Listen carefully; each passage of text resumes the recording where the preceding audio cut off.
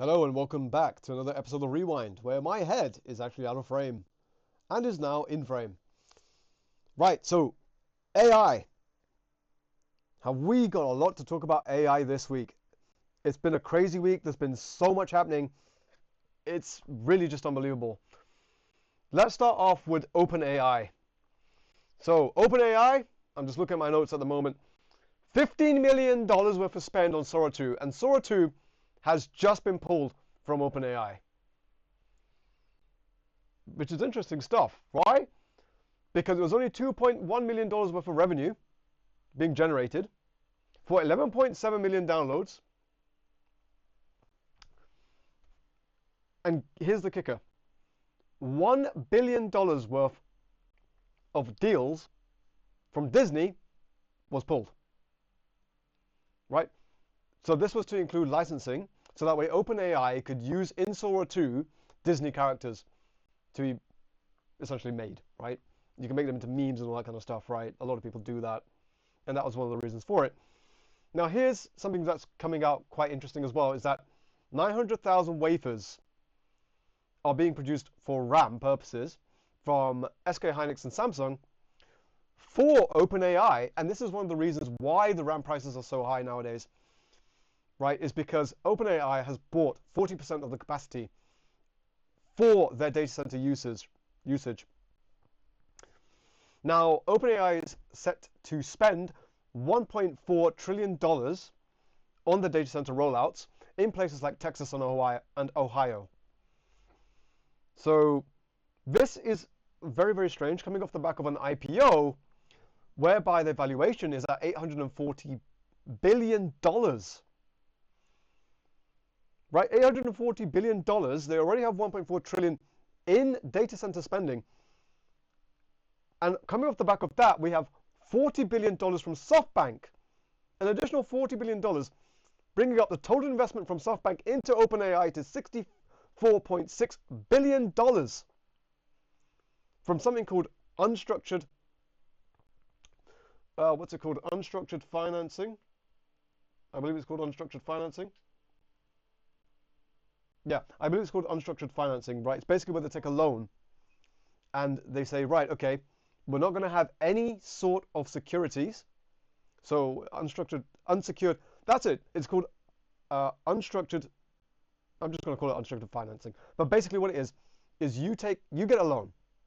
You say, right, okay, I'm not going to have any collateral against that loan, but we're going to pay it off over the next 12 months. They said 25th of March 2027 is when they expect to get the loan paid off, right? To have all that revenue captured. Now, considering that OpenAI is going to become an IPO soon, right? If Sam Altman gets his way, this is quite alarming. Because a lot of these data centers aren't getting built. There's a lot of contracts which are going in there, but a lot of these data centers, they're not getting built. In fact, according to Tech Republic, more than 70 AI data centers with capacities exceeding 1 gigawatt have been announced in the past year, right, with 2026, 2025. But an Uptime Institute study indicates that half of all planned data centers either won't be built or construction will be slower than expected. Well, now, why is that? Now, that is due to things like power issues, right? So power, a very, very interesting one, going back to Microsoft, is that they have a 3.5 gigawatt project called Fairwater, which is being built in the US, and it's one of the largest data centers to be built for AI purposes. One of the largest data centers in the world, coming off the back of power, whereby 3.5 gigawatts is expected for consumption of AI purposes. 3.5 gigawatts of power, yet not a single gigawatt powered AI data center has been built just yet. Let that sink in for a moment. And these gas turbines, which are being used for the data centers, maximum 300 megawatts. So it's very, very interesting. Now, going back on the back of Fairwater, what's interesting is that 3.5 gigawatts of power is more than the state of LA over its entire lifetime, whereby they consume between 2 to 2.5 gigawatts of power, depending on whether or not you take into account air conditioning. How crazy is that? How crazy is that? More than the state of LA in power consumption alone. Very, very interesting stuff. Very, very interesting times that we live in, right? And here's an interesting part. O'Brien cited that the state of Georgia, where 6 gigawatts of large loaded projects were cancelled during the first 3 months up to September 30th, 2025. But for every project that hits these skids, it seems that we have another 2 even larger ones which are announced, right? So we're getting more and more of these data center announcements, right? Whereby in 10 gigawatts, right, from NVIDIA being invested into OpenAI, right? Remember that deal? Right? If you're coming off the tech report, I'm sure you've seen stuff like that, right?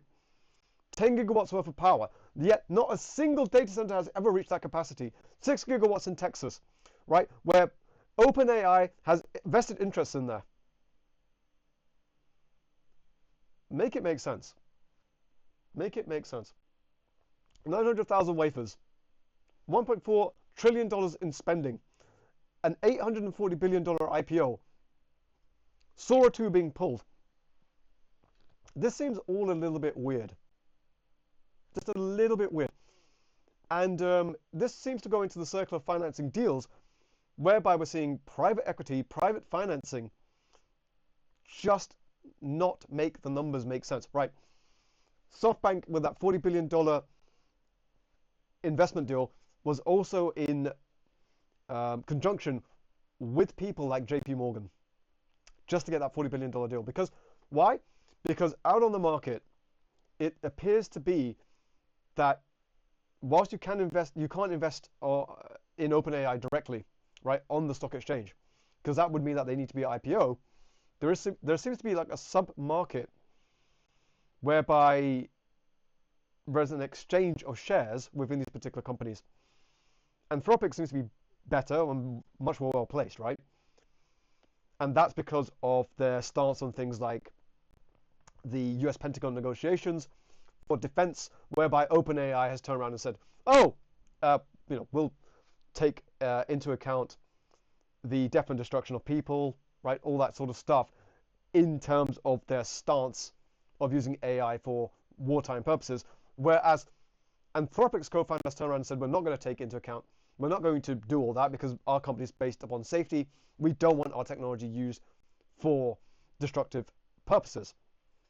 Very, very good move on Anthropic's part. Not so much on OpenAI's. But moving on from this, right, there are some other very, very interesting things happening now in AI also. So, if none of these data centers are going to get built, right, because of all of these other pressures, right? So we got financial, construction, noise complaints, right?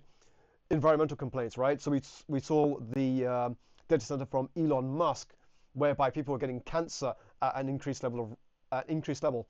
We're also seeing PM2 particles being released from these gas turbine generators, causing people to get even more ill, right?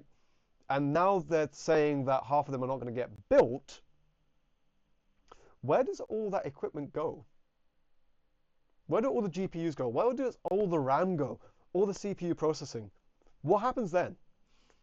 Now, here's the really mind-boggling thing. Vera Rubin was just released, right, back at GTC. Now, Vera Rubin was released at GTC with the incorporation of Grok co-processors for things like inference. And the latest tech report suggests that inference isn't creating profitable gains. Where's this all going? Because NVIDIA, although selling Vera Rubin Grok, right, and Hopper, we saw Blackwell, these different architectures.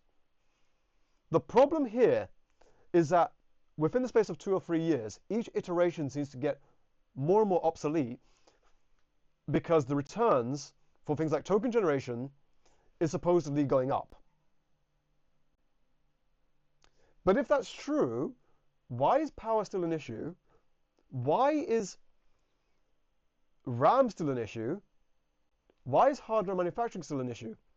Now, I have a theory on this. I suspect that this is probably due to political, macroeconomics, and microeconomics.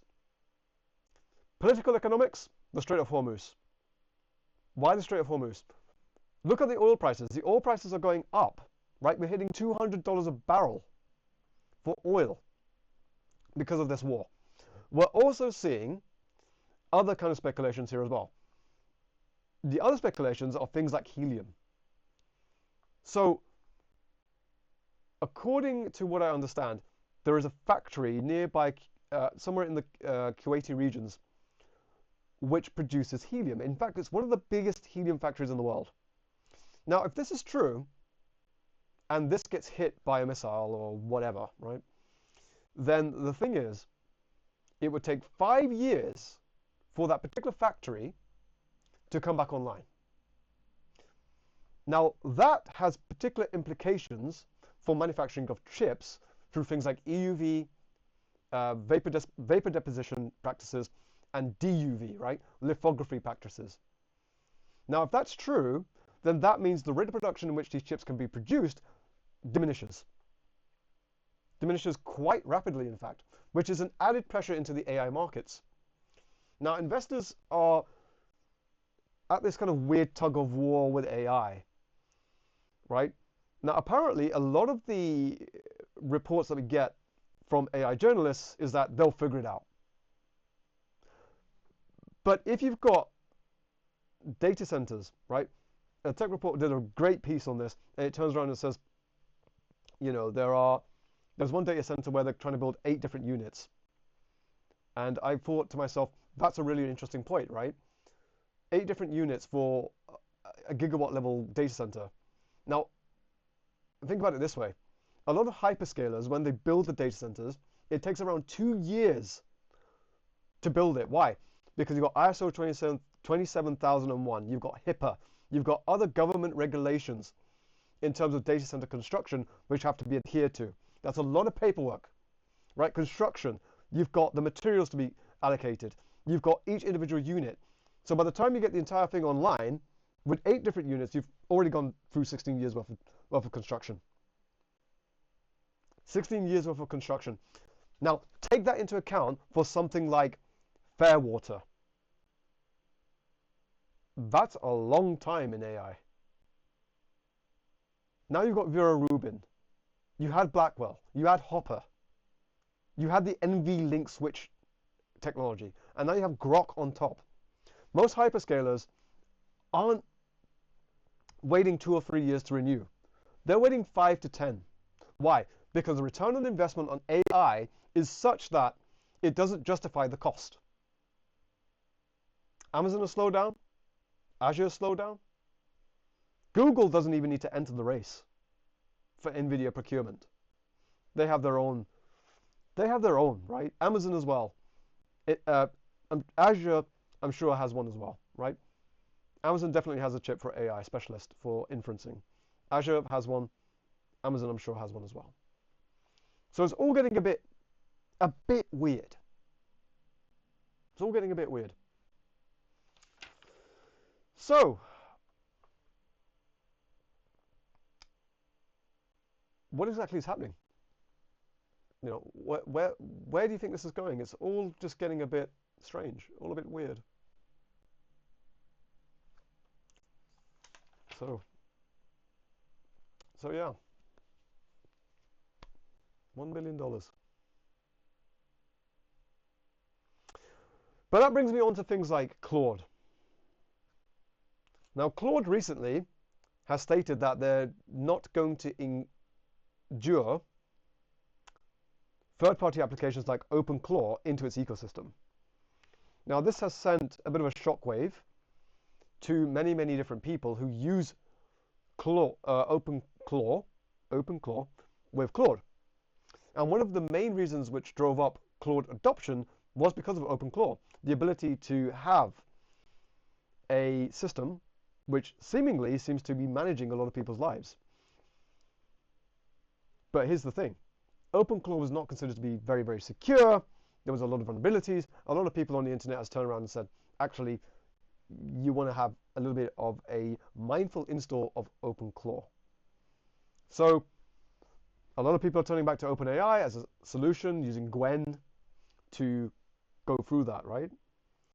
And that brings me on to another thing, right? Now, if AI is a bubble, right, where does all this hardware go? Where does all this the math isn't mathing at the moment. It's going to take a long time to get this investment back, right? OpenAI is spending 1.4 billion on data centers, which is the interest on the debt of the US itself. It's the interest of the debt annually of the US right now.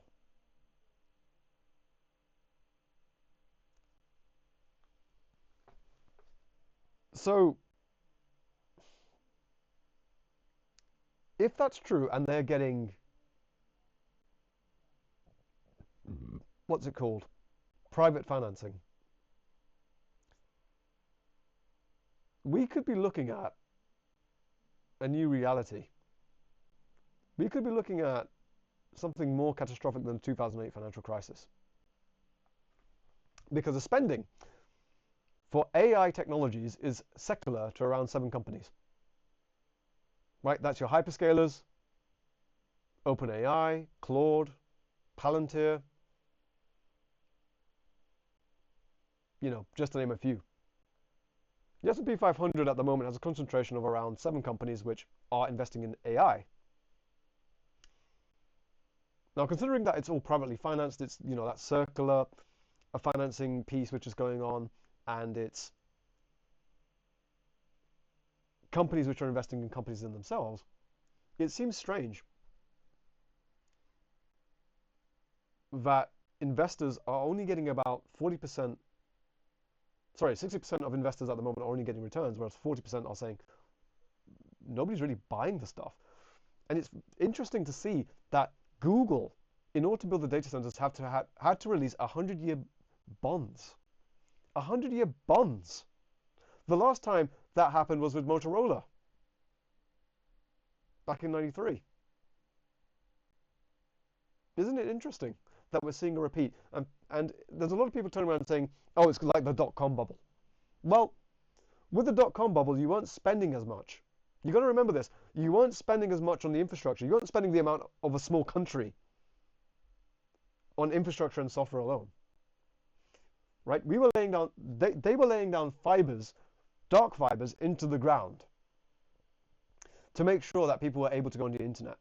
Now, AI at the moment, I think this is more of a long-term play. This is probably around 20 years to 10 to 20 years before any sort of return comes in. I'll be an old man by then.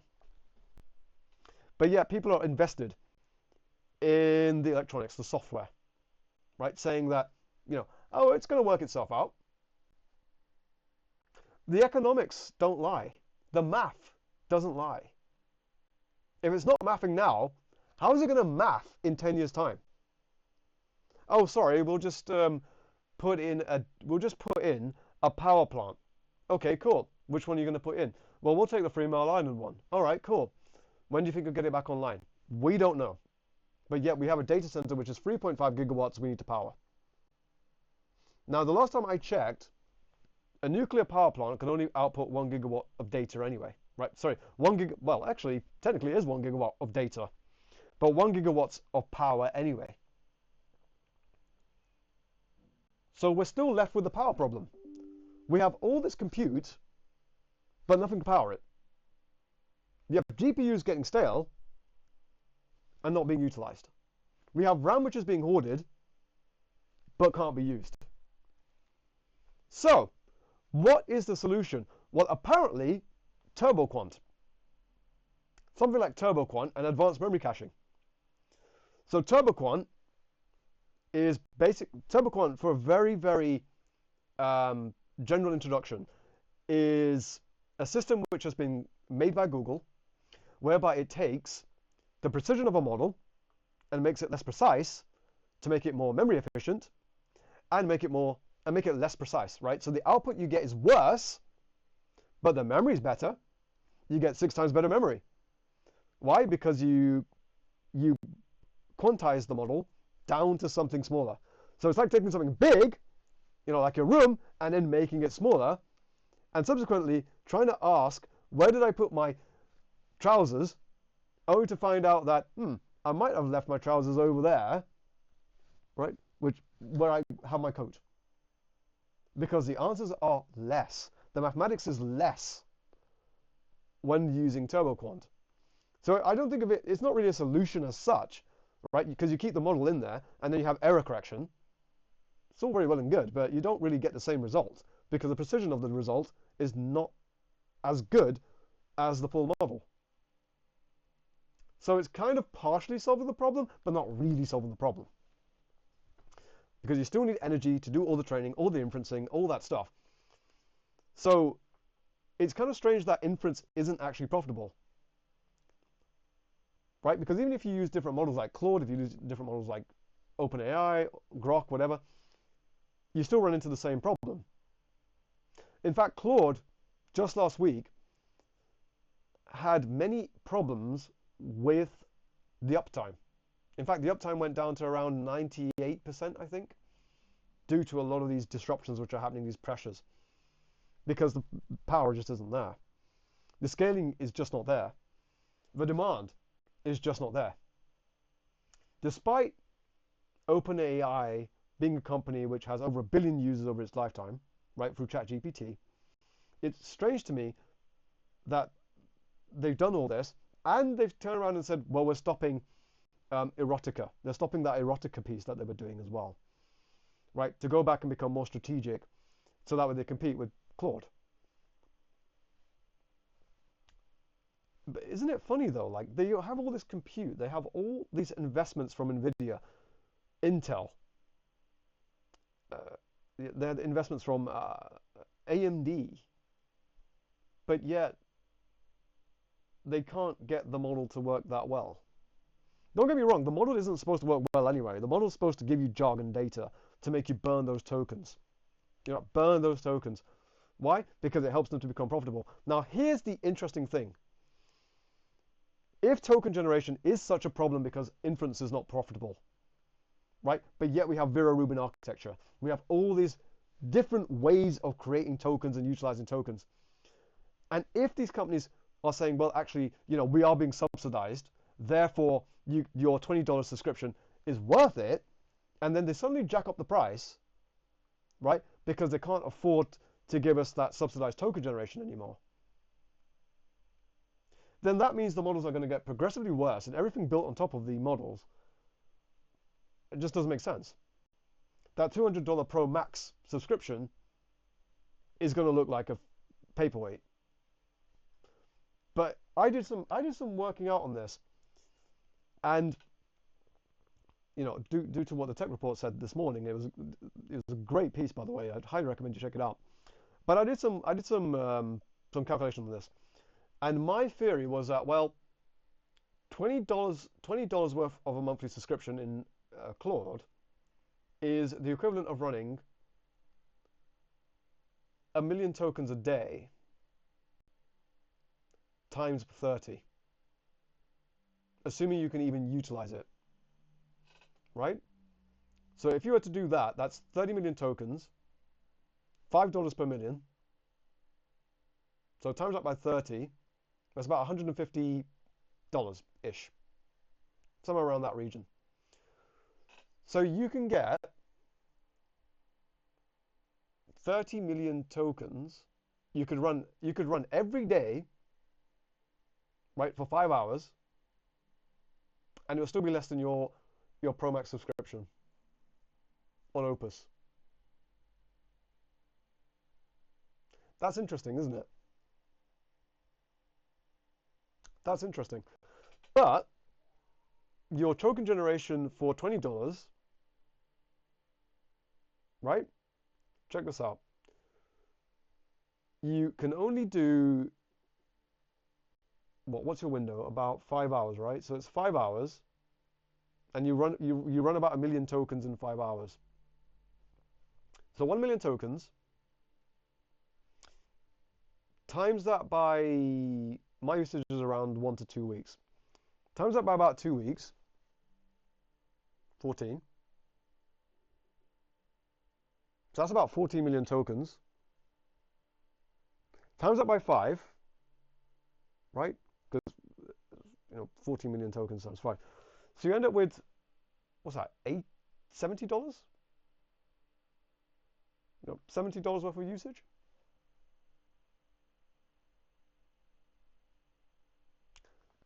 But we spend $20 on it. So we end up with a much better economy for that much usage. So the APIs work only at the higher end, right? Because the math checks out for economies of savings. But when you go to the $20 subscription, it doesn't make sense. Interesting, that, isn't it? Interesting. Right. Right. So, yeah. Interesting stuff for that. So, I hope you've enjoyed today's episode. I hope it's been useful to you. I hope that you've learned something new here on AI. The whole thing's changing really, really rapidly. It's more than I can really give out here, right? Yeah, I think we covered a lot. I don't think there's anything left in my notes that I can see. I think we touched on most of the stuff anyway. Oh, right, yeah, DeepSeek.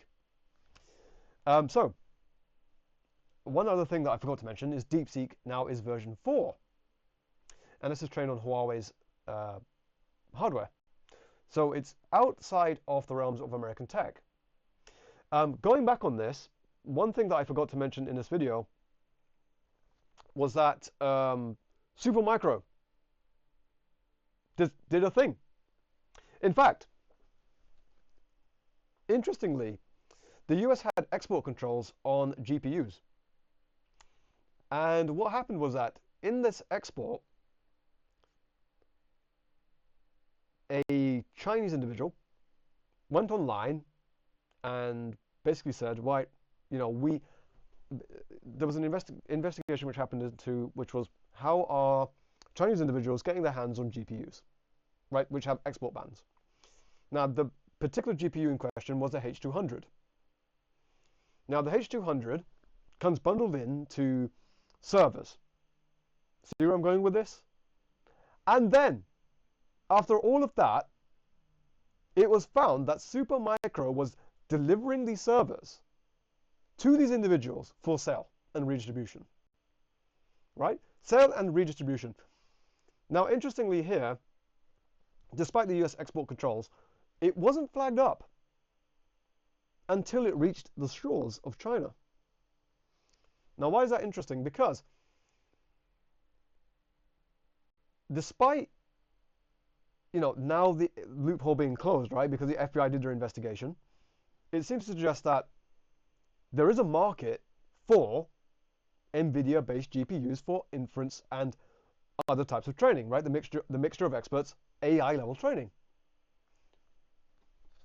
But the thing that I'm confused about is that this is Hopper technology. This is 2 generations out from Vera Rubin with Grok. Why would the US necessarily care if the Chinese got their hands on this technology?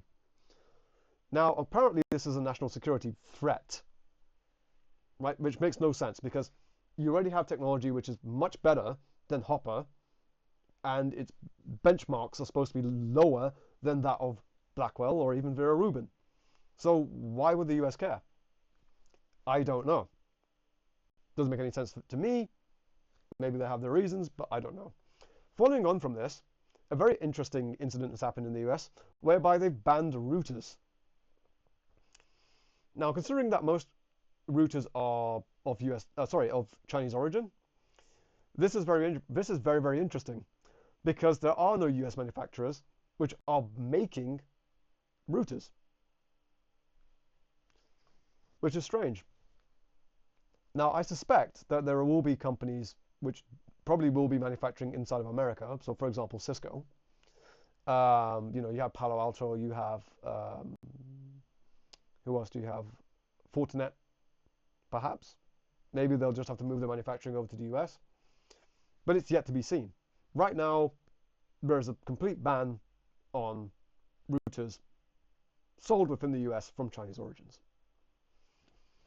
which is strange because a lot of the companies in the US own the IP towards the router manufacturing. In fact, they're pretty much American. Cisco, for example, just tells you everything you need to know. So that's a bit of a weird one. Yes. So knowing all of that, this is where it gets interesting for the whole DeepSeek thing. Because I suspect that the benchmarks are probably pretty good. So let's have a look. DeepSeek v4. And apparently this was trained on Huawei systems. Yeah, we'll run on Huawei chips. So according to Reuters, it says it's running on Huawei chips. Now this is interesting because Huawei is supposed to be in competition with NVIDIA in terms of their stack, but this is the Chinese stack. Most of the actual models from China are pretty good. The reason being is because they're open source models. What this means is that they're supposed to be an entry into AI and learning about AI. Now, personally, I think this is very healthy for the market to increase competition, because I see a lot of people get priced out of learning AI because of the costs involved. Right? We've had RDMA over the DGX boxes, right? Thanks to these projects which are coming out at the moment. I forgot the name of the project, but it was quite a good project. And basically, developers at the moment are able to then deconstruct these models onto the boxes, right? Your Apple Silicon or even your DGX boxes, and say, okay, I can run these models. I can get into them now. I can run my Llama. I can run locally, which is great. So it says that Chinese tech giants, including Alibaba, ByteDance, Tencent Holdings, have placed bulk orders for Huawei's upcoming chip. Ooh, interesting. So they have a chip. So Huawei has a chip. So the last time I checked this, I think it was called what was it called? It was called like I think it was called H1000 or something like that, whereby they had specific chips for inference. It was 96 gigabytes of VRAM. This is significant if you're running home-based lab models, because a lot of the NVIDIAs, the Blackwells, the Vera Rubins, they don't have a lot of VRAM, which means that the model itself, if you're running a large language model, it can't fit inside of the memory buffer because it has to be split across different things, which means that you end up spending more money to run AI, right? Now, how that works on the massive data centers, well, they have a lot of boxes, right? They have their Supermicros, they have their Dells, their HPs sitting there in the data center. Some of them liquid cooled. So it's funny, right? China has the ability to spend 1.5 kilowatts on their BYDs and other cars, suggesting that they can be charged within 20 minutes, right? But yet infrastructure in these other countries, right, the US and the UK particularly, are not as good or even there yet, which is strange. Very, very strange. On the back of that, the financing problem that I've talked about is quite interesting because unemployment rates in the UK are hitting 8.2%. They were 5.6, I think, the last time I recorded, but now we're hitting 8.4%. The number of unemployment due to displacement of AI spending is actually increasing. But it's not AI in itself. It's inflationary pressures. It's pressures from the government in terms of tax. And I think that's hitting the US as well, right? We're seeing mass layoffs, which are being covered up by AI, but it's really just private equity and private finance. And this is why I'm actually quite excited and in a way afraid. I'm excited because it presents an interesting opportunity from 2008, where people, I think, are just going to short the stocks. They're probably just going to make a bit of money shorting stocks, happy days. Because the math doesn't math.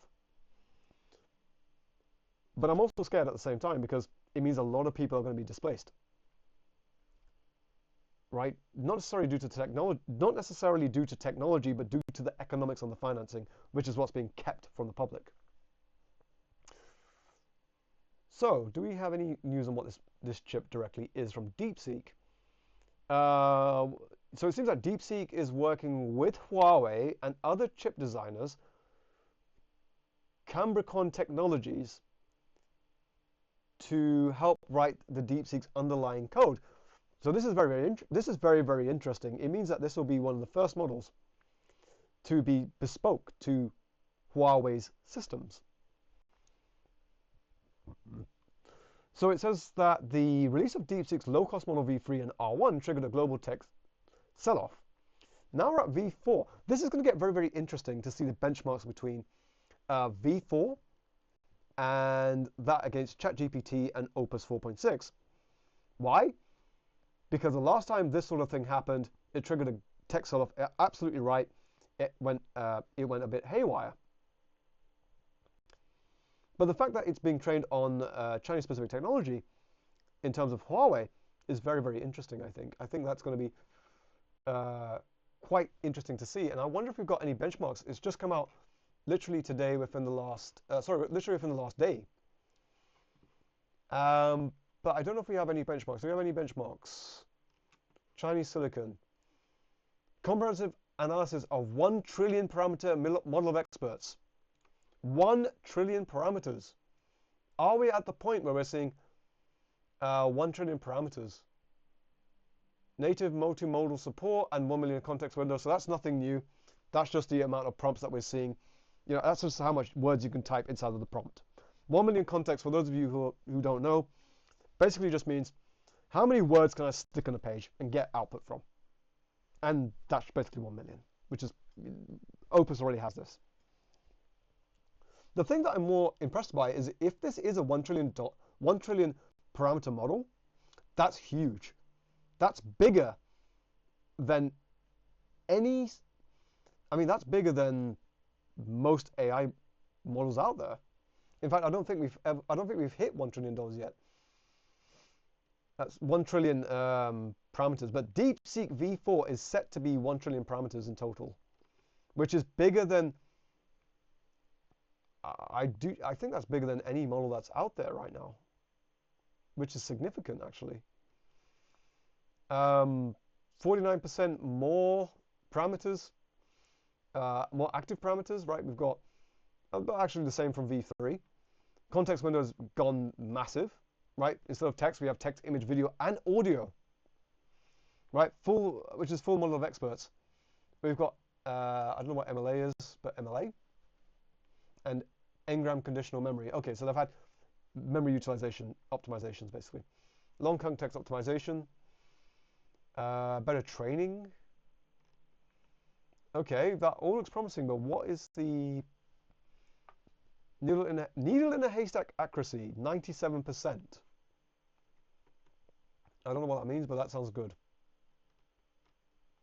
And it's all native to the model. Okay, anything in terms of chip interconnect bandwidth. Okay, so this has been more hardware-related adoption. So it looks like they've had a bit of problems. They've had hardware adaptation issues for 1 trillion parameters. If that's true, that means Huawei's chips are actually beating NVIDIA's technology. Right? Because right now, it's very difficult to train a trillion parameters. It barely, I mean, 600 billion parameters fits on about 4 DGX systems. 1 trillion parameters fitting on a single chip is insane. I mean, that would be absolutely brilliant. API pricing. So if you're coming off the what's it called, the tech report. So here's something very interesting for those of you who've come from the tech report. Excuse me. Now here's something interesting for for people coming off the tech report, right? According to help.api,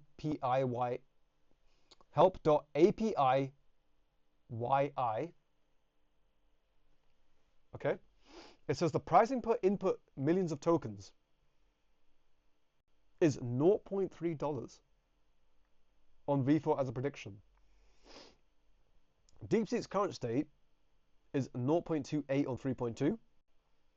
Grok is 0.2. 4.0 GPT was $2.50. Sonnet 4 was the highest at $3. Gemini Pro, $1.25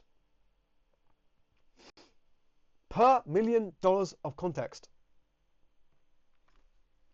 Right, which is incredible.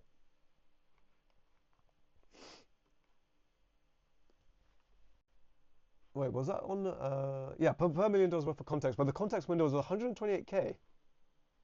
Interesting. So it just goes to show that the models themselves should be going down in cost. But I believe the cost of the hardware is going up, and that's probably what's being offset here. It's very, very interesting. So the local hardware requirements for DeepSeek V4 right now.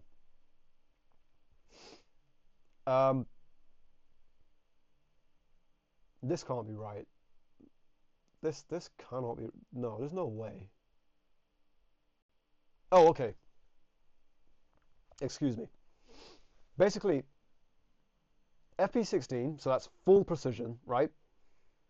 VRAM required massive. Yeah, it's going to be huge. Multi-node GPU cluster. Yeah, fair enough. Int 8, so we're getting lower precision now. Int 8, 48 gigs, dual RTX 4090s. Yeah, that's not within the realms of, not without the realms of possibility. Int 4 though, a single RTX 5090, which is interesting. I wonder how this is going to compare with other models there. Do you have any information on that? Nothing at the moment. Okay, fine. So nobody's run benchmarks yet. Has anybody run benchmarks? Nothing yet. So this is the latest things out of China. Yeah, we don't seem to have much more news than that. Let's check the latest news on as of 12 hours ago. Yeah, it just says the same thing. But nothing more on the chip itself, on the Huawei chips. So that's interesting that we're not seeing anything out on the Huawei chips. Let's see if we can get more data on the Huawei chips. You know, is there anything more specific that we can find? No. No. Although apparently acquisition of smuggled NVIDIA chips, which, yeah, I guess, but yeah, we're not seeing anything there at all. So this is going to be an interesting one, ladies and gentlemen, in terms of the benchmarks and in terms of the performance. It's still too early to say, but it does seem that even in the face of export controls, China is doing what they're doing. They're making some interesting stuff right now. You know, DeepSeek V4 being released yesterday, suggesting that 1 trillion parameters is possible to run locally. You know, is quite impressive, to be honest. So we'll just have to wait and see what goes on in the market. It's going to be an interesting one. So yeah, let me know your thoughts in the comments below. Let me see if this is something that you agree with, if this is something that, you know, the AI market would embrace. You know, what do you think? What are your thoughts on all the AI spending as well? You know, the financing problems, the power problems. Let me know your thoughts in the comments below. If you're coming from the tech report, great, love to see it. Put your comments below, and I'll see you in the next one.